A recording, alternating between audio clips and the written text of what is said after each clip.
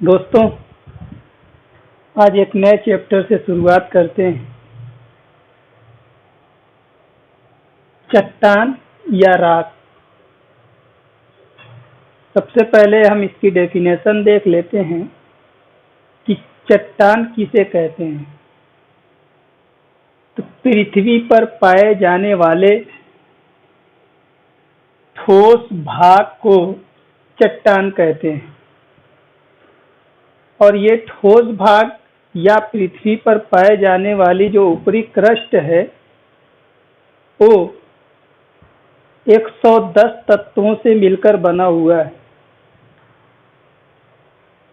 जिसमें प्रधान तत्व हैं 4, जिसको मैंने यहाँ पे लिखा हुआ है और एग्जाम में ये पूछे जाते हैं।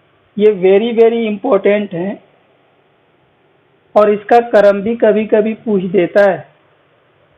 तो ध्यान दीजिएगा कि सबसे ज्यादा पाए जाने वाले तत्व ऑक्सीजन है 46%, उसके बाद सिलिका है 27%, उसके बाद एल्युमिनियम है 8%, फिर उसके बाद लोहा है 5%।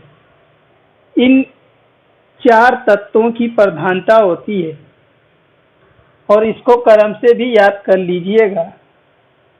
ऑक्सीजन, सिलिका, एल्युमिनियम और लोहा।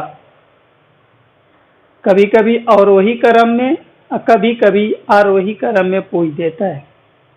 अवरोही क्रम में मतलब बढ़ते हुए। तो फिर यहां से स्टार्ट कीजिएगा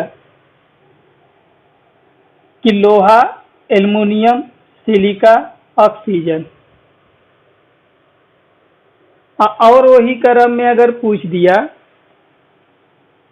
तो ऑक्सीजन, सिलिका, एल्युमिनियम और लोहा। तो इस तरीके से हमने देखा कि इन 4 तत्वों की प्रधानता होती है। उसके बाद हम देखते हैं चट्टान के प्रकार को। तो चट्टान 3 प्रकार के होते हैं। नंबर 1 आग्नेय चट्टान, नंबर 2 अवसादीय चट्टान और नंबर 3 रूपांतरित चट्टान या कायांतरित चट्टान। और आग्नेय चट्टान से ही ये दोनों चट्टानें निर्मित होती है। आगे उसको देखेंगे कि कैसे। सर्वप्रथम चट्टानों का जो निर्माण होता है वो आग्नेय चट्टान का होता है और इन्हीं चट्टानों में अपरदन, अपक्षय और ताप और दाब के कारण जो परिवर्तन होते हैं ये दोनों चट्टानों का रूप लेती है। तो आइए आग्नेय चट्टान को देखते हैं कि आग्नेय चट्टान, इसको प्राथमिक चट्टान भी कहते हैं और इसकी कुछ विशेषताएं हैं कि ये चट्टान कठोर होती है। दूसरी इसकी विशेषता यह है कि आग्नेय चट्टान में जीवाश्म नहीं पाए जाते। तीसरी चट्टान की विशेषता यह है कि इसमें बहुमूल्य धातु पाए जाते हैं आग्नेय चट्टान में। अब वो बहुमूल्य धातु कौन कौन से हैं? सोना, चांदी, लोहा, निकेल आदि। इसकी कुछ विशेषता थी जिसको हम लोगों ने देखा। दूसरी चट्टान जो है अवसादी चट्टान, इसकी कुछ विशेषताएं हैं, उसको भी देख लेते हैं। अवसादी चट्टान जीवाश्म युक्त होती है। जीवाश्म का मतलब ये कि इस चट्टान में जीवाश्म के कुछ अंश पाए जाते हैं। ये परतदार चट्टान होती है और इस चट्टान में जब हमने ऊपर बताया कि जीवाश्म युक्त होती है, तो जीवाश्म युक्त होगी तो उसमें खनिज तेल, गैस और कोयले की प्रधानता होगी। और उसके साथ साथ एक विशेषता और है कि इस चट्टान में बलुआ पत्थर और चूना पत्थर भी पाए जाते हैं। यही बलुआ पत्थर और चूना पत्थर रूपांतरित होते हैं रूपांतरित चट्टानों में।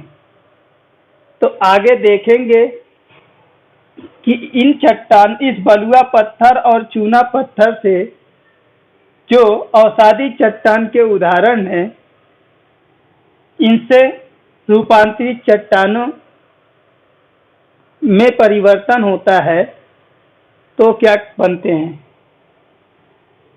तीसरी चीज, रूपांतरित चट्टान को देखेंगे और रूपांतरित चट्टान की विशेषता यही है कि इन दोनों चट्टानों से अधिक कठोर होती है और इसमें जीवाश्म बिल्कुल नहीं पाए जाते।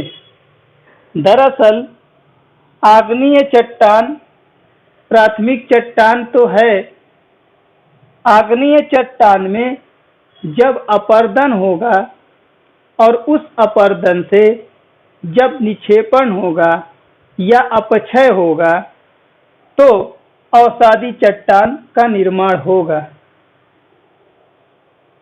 अपर्दन का मतलब होता है कि आग्नेय चट्टानों के अंश छोटे छोटे टुकड़ों में टूटकर जब जल या वायु के संपर्क में एक स्थान से दूसरे स्थान तक चले जाते हैं और जहां पर जाते हैं इकट्ठा होते हैं, उस इकट्ठा होने के क्रिया को निक्षेपण कहते हैं। और टूटना और टूटकर दूसरे स्थान पर जाना उसको अपर्दन कहते हैं। तो हमने देखा कि आग्नेय चट्टान जब छोटे छोटे अंशों में टूटती है तो अपर्दन कहलाता है और वह अपर्दन जहां जमा होता है उसको निक्षेपण कहते हैं। और इन्हीं क्रियाओं के कारण जो अवसाद जमा होते हैं, इकट्ठा होते हैं, अंश जो होते हैं, उसको हम लोग अवसादी चट्टान कहते हैं। उसी तरीके से आग्नेय चट्टान में जब टेम्परेचर हाई होता है और दाब ज़्यादा होता है तो इसमें भी एक क्रिया होती है और वो क्रिया होने के बाद रूपांतरित चट्टान में परिवर्तन हो जाता है। आग्नेय चट्टान से अवसादी चट्टान में परिवर्तन वो भौतिक परिवर्तन होता है, न कि रासायनिक परिवर्तन। ध्यान दीजिएगा, आग्नेय चट्टान से अवसादीय चट्टान में परिवर्तन भौतिक परिवर्तन होता है और आग्नेय चट्टान से रूपांतरित चट्टान में परिवर्तन रासायनिक परिवर्तन होता है। आइए इसको भी देख लेते हैं कि सबसे पहले आग्नेय चट्टान को हमने देखा कि यह प्राइमरी चट्टान है और इस चट्टान से जो अपर्दन हो रहा है, अंश टूट रहे हैं और टूट के कहीं जमा हो रहे हैं, उस जमा को अपक्षय कहते हैं। और इस अपर्दन और अपक्षय के कारण जो चट्टान का निर्माण होगा वो अवसादी चट्टान होगा। ध्यान दीजिएगा, अपर्दन और अपक्षय के कारण जो चट्टान का निर्माण होगा वो अवसादी चट्टान कहलाता है। और इस अवसादी चट्टान में जब टेम्परेचर और प्रेशर हाई होगा तो उसकी संरचना में परिवर्तन आएगा और परिवर्तन के बाद जिस चट्टान का रूप लेगी वो चट्टान कहलाएगी रूपांतरित चट्टान। और डायरेक्ट हम देखते हैं कि आग्नेय चट्टान भी डायरेक्ट परिवर्तन होकर रूपांतरित चट्टान का रूप ले लेती है। वो कैसे? आग्नेय चट्टान में जब टेम्परेचर और प्रेशर डायरेक्ट काम करे और डायरेक्ट काम करके किसी चट्टान का निर्माण करे तो वो रूपांतरित चट्टान कहलाती है। यहाँ पर हमने देखा कि अवसादी चट्टान अपरदन और अपक्षय के कारण होती है और यही अवसादी चट्टान ताप और दाब के कारण रूपांतरित चट्टानों में परिवर्तन होता है और यही ताप और दाब डायरेक्ट आग्नेय चट्टान में जब देखने को मिलता है तो भी जो है रूपांतरित चट्टान में परिवर्तन होता है। तो रूपांतरित चट्टान में अवसादी और आग्नेय दोनों चट्टानों के परिवर्तन होते रहते हैं, लेकिन इन दोनों चट्टानों के लिए ताप और दाब का होना जरूरी है, जबकि अवसादी चट्टानों के लिए अपरदन और अपक्षय का होना जरूरी है। और यही रूपांतरित चट्टान जब उस पे और ज्यादा ताप और दाब काम करने लगता है तो वो चट्टान मैग्मा में परिवर्तित हो जाती है और जब मैग्मा में परिवर्तन हो जाती है तो फिर ये लावा के रूप में ज्वालामुखी के कारण पृथ्वी से बाहर आती है। फिर जब वो लावा बाहर आता है तो इकट्ठा होता है, ठंडा होता है, तेजी से ठंडा होता है और फिर कठोर होता है। कठोर होने के बाद फिर आग्नेय चट्टान का निर्माण होता है। इस तरीके से ये साइकिल चलती रहती है। इसी को हम लोग चट्टान कहते हैं और शैल चक्र भी कहते हैं। दोस्तों आइए उसको उदाहरण देख लेते हैं।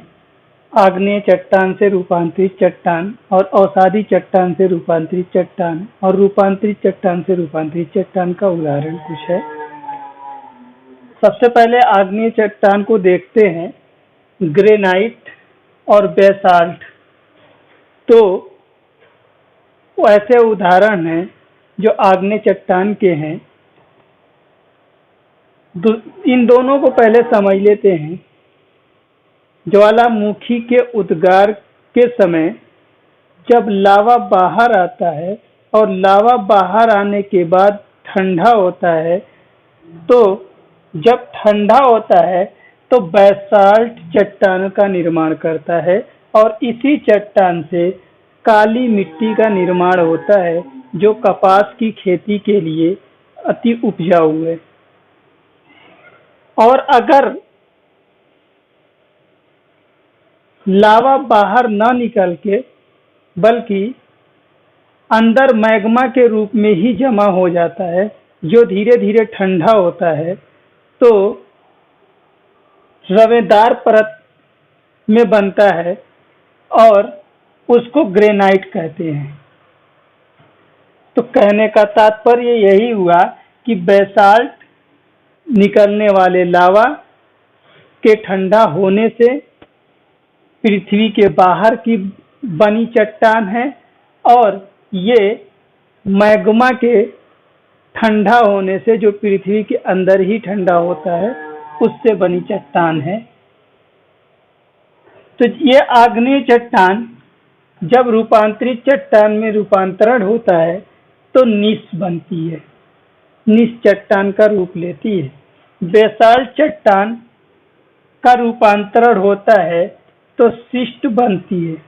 और बेसाल्ट चट्टान का एक और उदाहरण ये है कि इस चट्टान से जब रूपांतरण होता है ताप और दाब के कारण तो एम्फीबोलाइट चट्टान का निर्माण होता है। उसी तरीके से अवसादी चट्टान को लेते हैं। अवसादी चट्टान चूंकि हम लोग पहले ही समझ चुके हैं कि ये अवसाद से बने हुए चट्टान हैं, इसमें अवशेष की मात्रा पाई जाती है। इसको देखते हैं कि ये शैल अवसादी चट्टान के उदाहरण हैं और शैल से जो चट्टान बनती है रूपांतरित चट्टान वो स्लेट चट्टान होती है।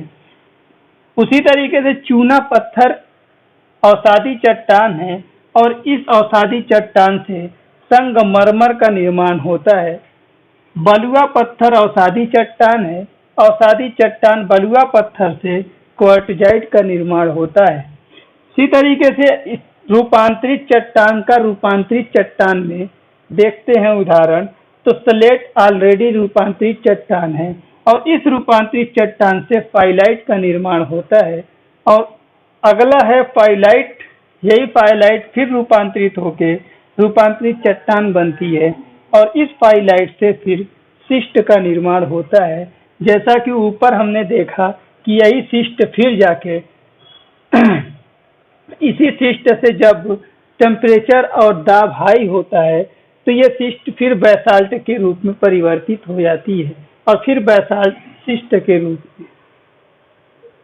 तो आई थिंक ये चैप्टर आप लोगों को क्लियर हो गया होगा और मेरी एक रिक्वेस्ट है कि वीडियो को लाइक, सब्सक्राइब और शेयर ज़रूर करें और कमेंट बॉक्स में कमेंट करना ना भूलें, क्योंकि आपका कमेंट हमारे लिए ऊर्जा का काम करता है। इसलिए आपसे रिक्वेस्ट है कि आप कमेंट भी करें और कोई ऐसी चीज़ जो इंक्लूड करने से रह गई, छूट गई, वो भी आप बताइए, ज़रूर उसको भी इंक्लूड करने की कोशिश किया जाएगा।